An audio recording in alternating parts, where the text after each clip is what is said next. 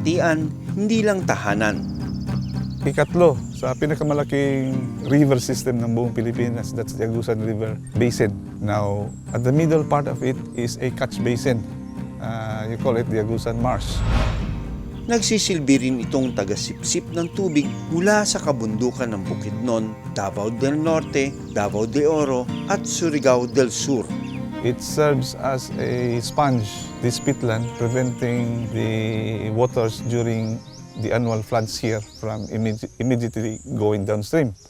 Pero ang masakit na katotohanan, ang Latian unti-unti nang napupuno.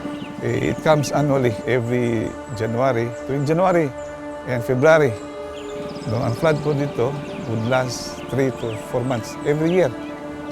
Now, due to this phenomena called climate change, nag-shift po ng flood, no? It's not anymore between January and February, it is now February to March. Nagmistulang isang floating barangay dahil sa mga bahay na nakalutang sa tubig. Kapansin-pansin din ang mga kawayan na suporta sa mga kabahayan. Yung bahay namin po ay palaging lumilitaw at saka yung iba tumataas at bumaba din. Pag mubaha na siya, yung bahay na mo kuha din siya, isip tigay diyan na mo para dili kami makuha ng kuan para mga hangin.